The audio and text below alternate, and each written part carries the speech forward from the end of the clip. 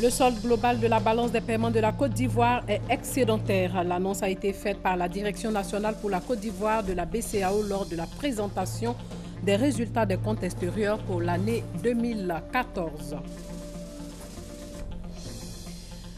La question liée au statut de l'élu local francophone et à la fonction publique territoriale était au centre d'une réflexion dans la capitale politique ivoirienne Yamoussoukro.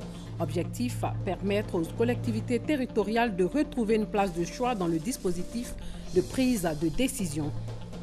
Au Nigeria, des combattants islamistes de Boko Haram ont abattu plusieurs femmes qui assistaient à des funérailles. L'attaque s'est déroulée dans le village de Kouda, dans l'état d'Adamawa, dans le nord-est du pays. Madame, Monsieur, bonsoir. Avant de commencer ce journal, sachez que le président Ouattara a quitté Abidjan ce matin même pour un séjour d'une semaine en France.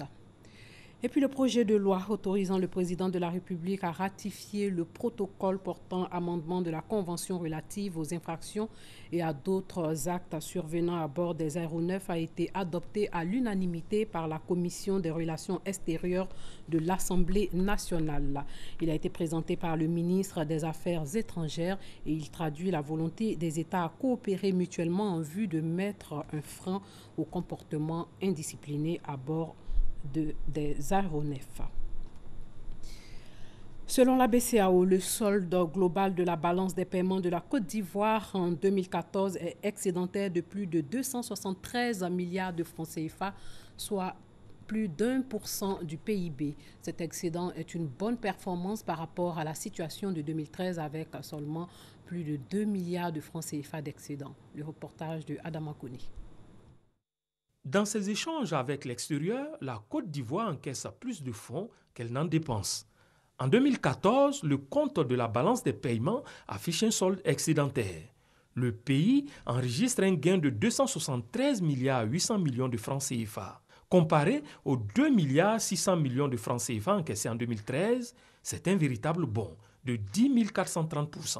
Qui s'explique. Quand vous avez une balance commerciale qui est excédentaire, cela traduit le fait que la politique que vous avez mise en place est une politique qui a réussi. Au titre de 2014, nous avons une balance commerciale excédentaire, ce qui est vraiment réconfortant. Pour l'année 2020, le président donc a décidé que le secteur privé soit le moteur de la croissance. Donc l'État met tout en œuvre pour les soutenir dans leurs différentes activités. Les informations sur la balance des paiements ont été livrées ce vendredi lors de la journée annuelle de diffusion des comptes extérieurs organisée par la Banque centrale des États de l'Afrique de l'Ouest, BCEAO. Les enjeux de ces statistiques sont réels. La balance des paiements permet à une économie de se situer dans les échanges mondiaux, dans les échanges avec les pays environnants. C'est un outil qui permet de prendre des décisions, de déceler les problèmes extérieurs. Une fois que ces problèmes-là sont décelés, vous avez une large vue de tout ce qui vous reste à faire en matière de politique économique.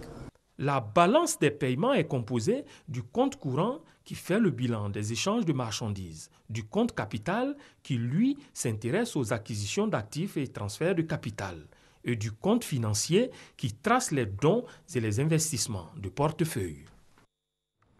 Les échanges économiques entre la Côte d'Ivoire et l'Inde vont se développer. Une délégation de la Confédération indienne des industries qui accompagnait le président de l'Inde en a parlé avec le ministre du Plan et du Développement et aussi avec le ministre chargé de l'économie. Ils ont aussi évoqué le financement des secteurs d'activité qui pourraient intéresser les opérateurs économiques indiens. Le reportage de Abou Sanogo. Une séance de travail entre le ministre du Plan et du Développement, Niale Kaba, et une délégation de la Confédération indienne des industries. Les deux parties ont profité de cette séance pour passer au crible le portefeuille des projets contenus dans le PND 2016 à 2020, afin de déterminer les secteurs clés qui pourraient intéresser les opérateurs économiques indiens en vue de leur financement. Niale Kaba s'est par ailleurs félicité de cette opportunité qui, selon elle, aiderait à mettre en œuvre ce nouveau plan national de développement. Cette visite nous a donné l'opportunité, encore une fois, de présenter le plan national de développement 2016-2020 et de présenter à la délégation qui est venue les opportunités d'investissement en Côte d'Ivoire, que ce soit dans le secteur public, que ce soit dans le secteur privé. Et nous n'avons pas de doute qu'après cette visite, les relations économiques et financières entre la Côte d'Ivoire et l'Inde vont s'intensifier.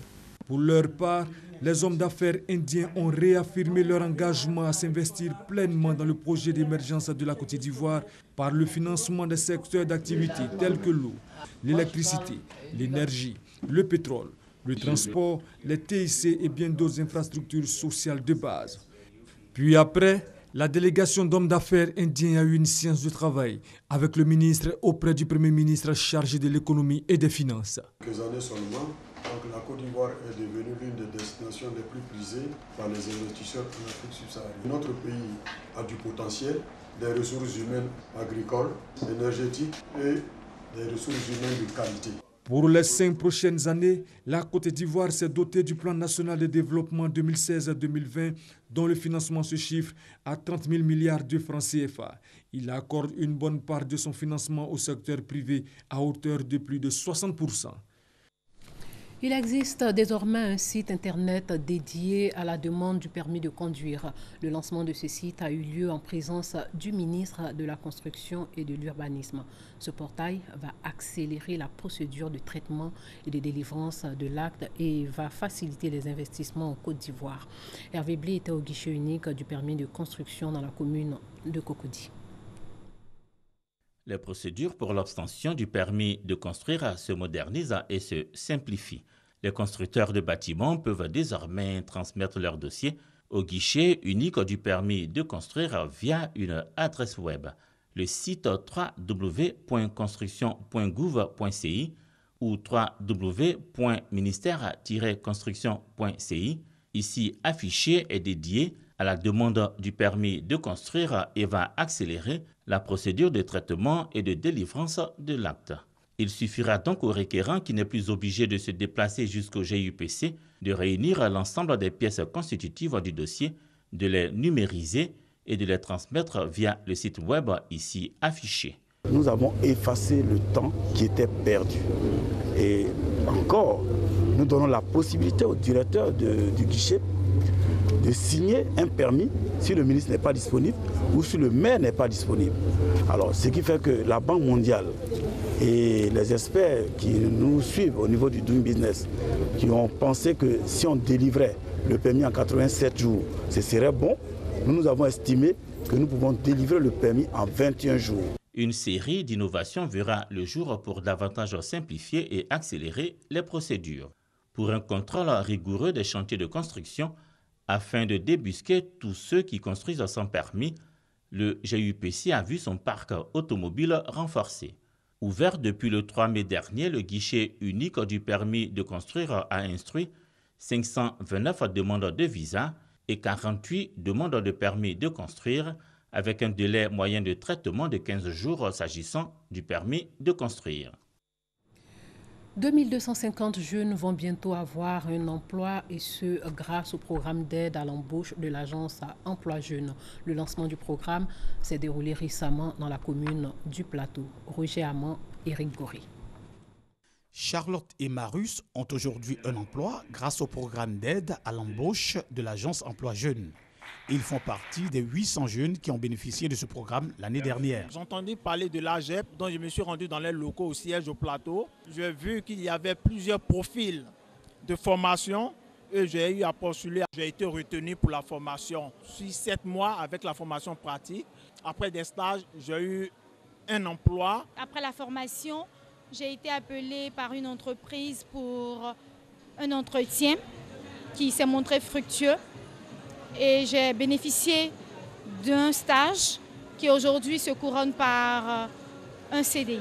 Je suis indépendante financièrement, c'est vraiment merveilleux. Cette année, ce sont plus de 2000 nouveaux demandeurs qui bénéficieront de formations complémentaires qualifiantes et qui pourront à terme avoir un emploi grâce à ce programme. Nous lançons des formations complémentaires qualifiantes pour les accompagner vers l'emploi. Le fait que des jeunes aient témoigné prouve que toutes les mesures mises en place depuis l'installation de l'agence emploi jeune sont des mesures pertinentes. L'approche est transparente, claire et couvre tous les citoyens ivoiriens, quelle que soit leur zone d'origine, quel que soit leur profil, ils sont adressés à travers les programmes de l'agence emploi jeune. Pour mener à bien cette politique, l'agence emploi jeune a signé une convention avec le réseau ivoirien des gestionnaires en ressources humaines. Notre accompagnement va se faire sous forme de partenariat dans l'élaboration des programmes, dans l'insertion des jeunes au sein de nos entreprises, dans l'accueil des diplômés qui vont nous envoyer en stage. Nous sommes vraiment déterminés à jouer cette partition-là. Le programme d'aide à l'embauche est financé en grande partie par l'État de Côte d'Ivoire, appuyé par la Banque mondiale. Plusieurs jeunes au chômage pourront aussi accroître leurs chances d'obtenir un emploi. Ils pourront le faire avec le programme national de volontariat en Côte d'Ivoire. La phase pilote de ce programme vient d'être lancée dans la ville de Mans et 1000 jeunes du Tonkouy seront pris en compte. Centre hospitalier régional de Mans, dans la cour, se déroule une opération de salubrité. Une action citoyenne menée par des jeunes volontaires sous le regard d'invités de marque.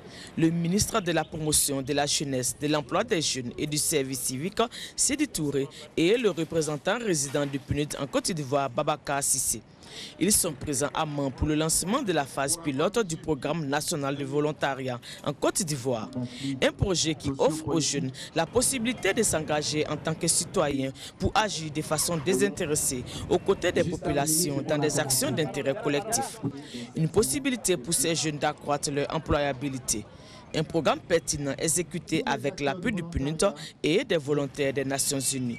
Une convention de partage de coûts est donc signée. C'est une forme d'incubation, n'est-ce pas? On les met dans un incubateur, on les forme, de manière à ce qu'ils puissent donc avoir accès au marché du travail à terme. C'est une phase pilote qui va commencer et qui va couvrir donc 1000 jeunes dans un premier temps, mais nous pensons donc l'élargir dans l'ensemble du pays. Et pour le succès de cette phase pilote, le ministre Sidi Touré invite les jeunes à s'approprier cette activité. Message certainement entendu. Aujourd'hui, il faut que la jeunesse comprenne que ça ne commence pas par l'argent. Ça commence vraiment par l'effort. Sans l'effort, on ne peut pas être autonome. Le volontariat, nous avons besoin en tant que jeunes. Surtout les jeunes de Mans, nous en avons beaucoup besoin. Cette phase pilote va durer 3 ans et concerne les régions du Tonkouy, du Béké et des Lagunes. Un véhicule de police a percuté un étudiant ce matin même à l'université Félix Houphouët-Boigny de Cocody.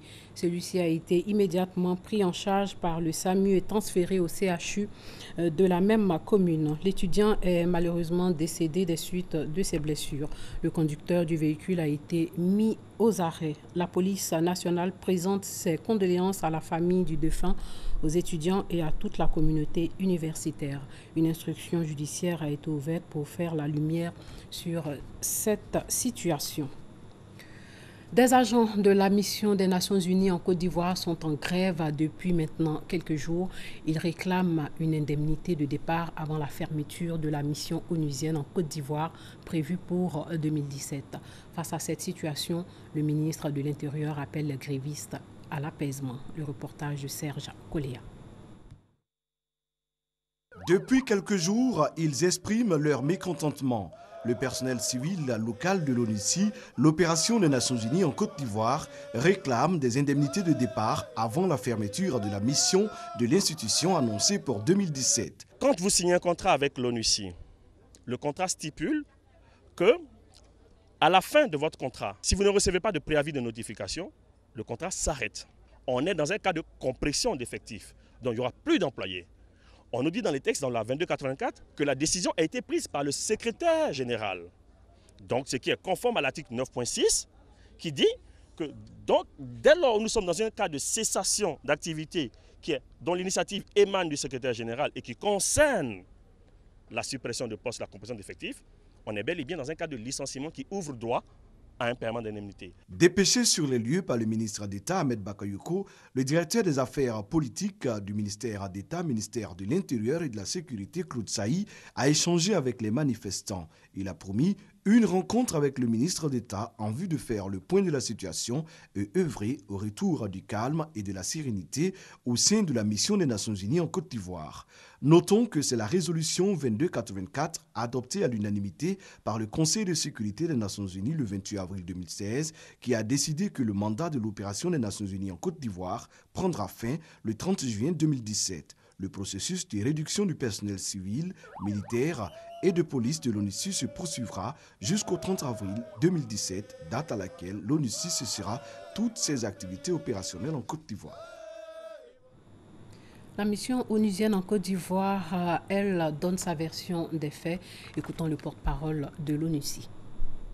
Nous sommes vraiment étonnés de voir que les règles qui régissent le statut du personnel, notamment en matière de non-renouvellement de contrat avec l'ONUCI, font l'objet d'informations inexactes, tendant à faire croire qu'il s'agit de licenciements qui donneraient droit au paiement d'indemnités. Il n'est marqué nullement dans nos contrats qu'une indemnité est payée lorsque un contrat n'est pas renouvelé. On parle ici de non-renouvellement de contrat.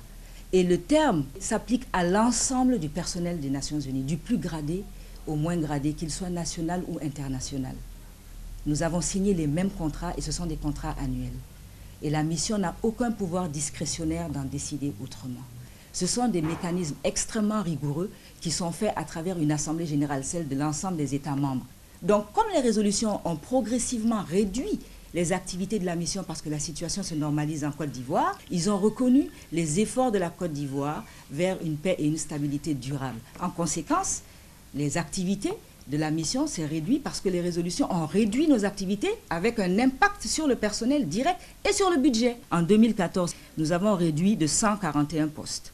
En 2015, nous avons réduit de 161 postes. Et là, fin juin 2016, nous allons réduire de 316 postes. Des maires sont à Yamoussoukro depuis jeudi pour les travaux de la première réunion du groupe de plaidoyer sur le statut de l'élu local en Afrique francophone. La rencontre de Yamoussoukro vise à donner aux élus locaux et aux agents des collectivités territoriales les moyens juridiques, administratifs, financiers et la protection nécessaire pour qu'ils puissent assurer leur mission. Charles Tato. De nombreuses entraves au bon fonctionnement de la décentralisation en Afrique francophone.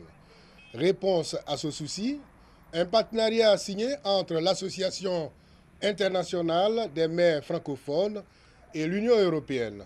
Objectif, renforcer le rôle et la place des élus locaux et créer les conditions favorables à une démarche commune à tous les acteurs du développement. Plusieurs plans d'action ont suivi cette signature de partenariat. Plan d'action signé à Dakar en septembre et voté à Tunis en octobre 2015 qui ont permis la création de 4 groupes de travail pour mener à bien le plaidoyer. La Côte d'Ivoire, le Sénégal, le Cameroun et le Burkina Faso sont des modèles sur lesquels doit s'appuyer le plaidoyer. Il y a plusieurs motifs qui nous ont conduits à cibler ces pays. C'est d'abord l'intelligence de l'expertise de ces pays. Ensuite, les maires, l'équation personnelle des maires qui sont issus de ces pays. Les travaux de réflexion de Yamoussoukro constituent la première rencontre du groupe du plaidoyer sur le statut de l'élu local et la fonction publique territoriale.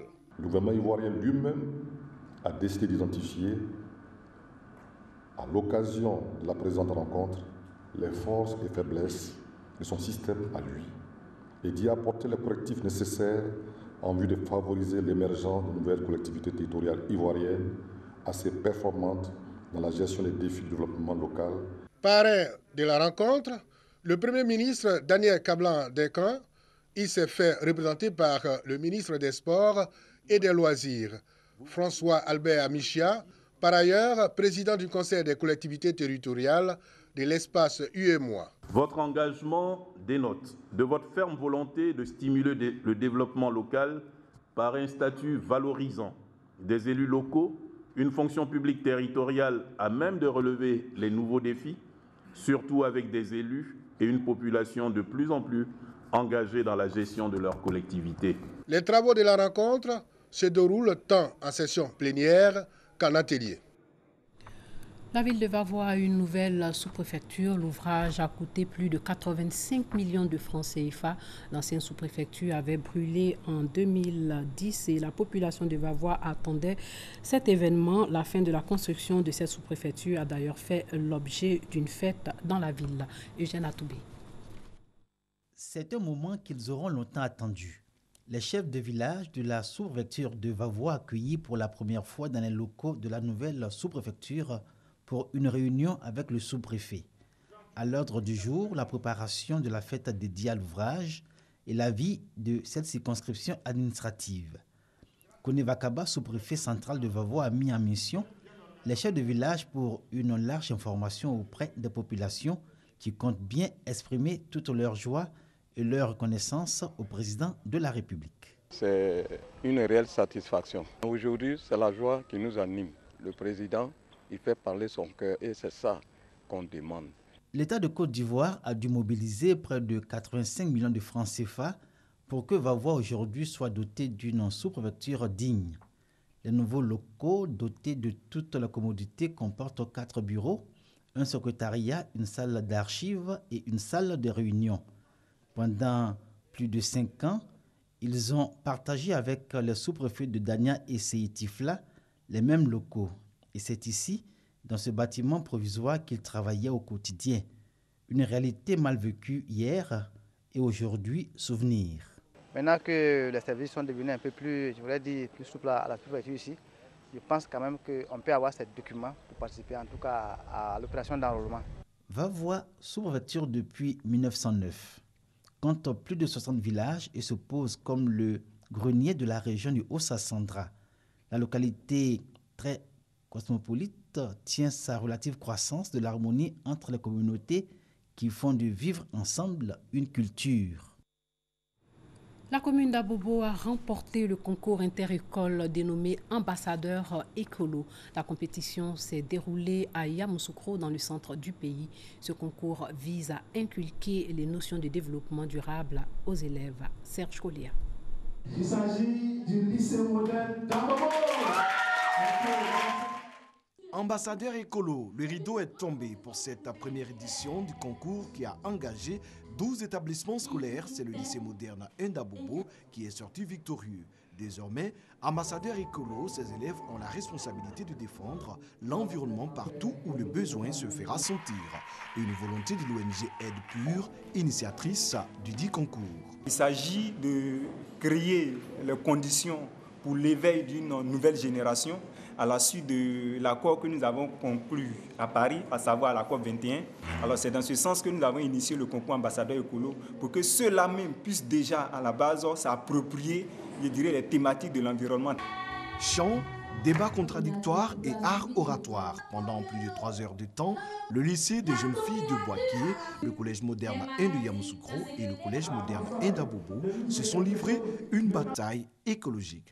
Très jeune, mais déjà bien imprégné des questions environnementales telles que les effets du changement climatique. De quoi rassurer les autorités présentes. Et je suis heureux que nos enfants aient toutes ces qualités aujourd'hui pour que demain, l'avenir soit lumineux et brillant pour la Côte d'Ivoire. Lorsque la jeunesse prend cette initiative noble de s'occuper de son environnement, cela est un signal fort de ce que la Côte d'Ivoire, notre pays, son avenir est assuré. Lancé en février 2016 à Abidjan, c'est ici à Yamoussoukro, ville écologique, que le concours ambassadeur écolo a pris fin. La première édition s'est finie, cap est mis sur ambassadeur écolo 2017. Une opération de planting d'arbres a eu lieu dans la forêt d'Anguédédou pour permettre à cette forêt menacée par la reforestation de retrouver sa verdure. Une école, 1 hectare de forêt, le nom du projet permet aux élèves de planter des arbres par la restauration du couvert forestier de la Côte d'Ivoire. Éric Gori. Les élèves du lycée américain participent à une séance de planting d'arbres dans la forêt de Anguédédou. Cette forêt située dans la commune de Yopougon abrite une grande partie de la nappe phréatique qui alimente tout Abidjan en eau potable. Malheureusement, la déforestation causée par l'agriculture et l'urbanisme détruisent peu à peu la forêt. C'est pour permettre à cette forêt de Anguédédou de retrouver toute sa verdure que le projet Une école, un hectare de forêt s'y est installé.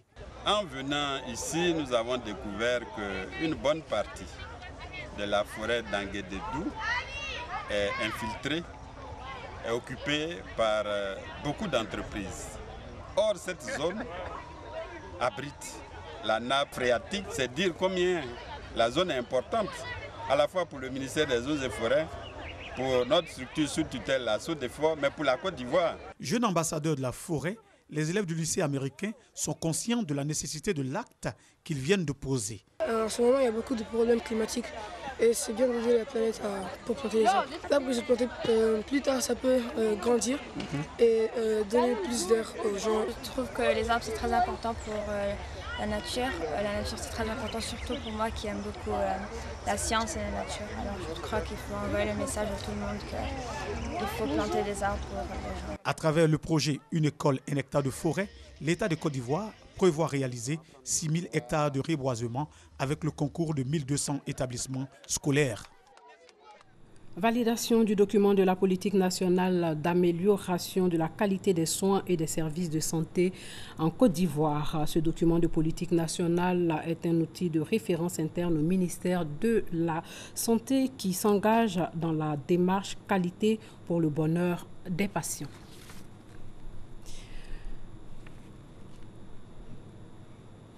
Sachez que le ministre des Affaires étrangères a reçu l'ensemble du corps diplomatique et quelques membres du gouvernement et de la société civile pour une rupture collective du jeûne à l'occasion du mois de Ramadan. Un moment de partage et de générosité qui restera gravé dans les mémoires de ces personnes. Et puis le PDCI RDA a rendu hommage aujourd'hui à la mère de la nation, Marie-Thérèse Houphouët-Boigny, l'épouse du premier président de la République de Côte d'Ivoire. Elle a été décorée par le président Henri Konan Bédié pour service rendu à la nation. Thérèse Houphouët-Boigny, vous êtes à l'honneur ce jour. À ma qualité de président du Parti démocratique de Côte d'Ivoire, j'ai le plaisir de vous élever au rang du grand officier dans l'ordre du Bélier. Son engagement pour la nation ivoirienne et au sein du parti septuagénaire lui vaut aujourd'hui des lauriers. 41 ans aux côtés du père fondateur de la nation, Félix Houphouët-Boigny. L'histoire de Marie-Thérèse Houphouët-Boigny, la première dame de Côte d'Ivoire et celle du parti se confondent. 7 août 1960, jour mémorable pour la Côte d'Ivoire, vous étiez là. Lorsque le président Houphouët-Boigny a prononcé la famille sacramentelle et sacrée en cette terre, je proclame solennellement en ce jour béni du 7 août 1960 l'indépendance de la Côte d'Ivoire. La Côte d'Ivoire, l'Afrique et le monde entier ont découvert la plus grande de vos qualités, à savoir la dignité dans l'épreuve. Actrice majeure et figure emblématique du PDCI RDA, son parcours de combattant entre 1952 et 1993 lui est ainsi retracé. La veuve d'Houphouët-Boigny, visiblement envahie par l'émotion, exhorte les Ivoiriens à préserver la paix. Je voudrais vous remercier tous d'avoir su perpétrer l'œuvre politique de mon époux et d'avoir su magnifier les valeurs qui l'ont sous-tendu et inspirer le dialogue, la tolérance, la persévérance, la recherche permanente du bien-être des populations et de la paix dans notre pays et dans le monde. Véhicules de luxe, bijouterie de marque et autres présents ont été offerts à Marie-Thérèse Houphouët-Boigny par Henri Konan Bédié, le président du parti. Un geste en guise de reconnaissance à celle qui représente à elle seule une partie de l'histoire du PDCI RDA. Hors de chez nous au Nigeria, des combattants islamistes de Boko Haram ont abattu une vingtaine de femmes qui assistaient à des funérailles dans un village du nord-est du pays. Plusieurs autres femmes sont portées disparues. Le village avait déjà été attaqué par les islamistes en février. Au Royaume-Uni, après le décès de la députée britannique pro-UE, la campagne du Brexit a été suspendue à 2 jours d'arrêt pour la campagne. Assassinée pour ses idées, elle était connue pour son engagement en faveur des femmes et pour sa participation à des œuvres caritatives. L'agresseur serait un militant d'extrême droite. L'Institut d'enquête BMG a repoussé d'une journée à samedi le résultat d'un sondage sur les intentions de vote à moins d'une semaine du référendum. Une première depuis 26 ans. Sachez que la Fédération internationale de l'athlétisme confirme la suspension des athlètes russes au JO de 2017. L'IAF regrette l'absence d'infrastructures antidopage dans le pays. Elle laisse cependant le droit au Comité international olympique d'autoriser les athlètes russes non convaincus de dopage de courir au JO, mais pas sous la bannière de leur pays. C'est la fin de ce journal. Merci de l'avoir suivi. Portez-vous bien.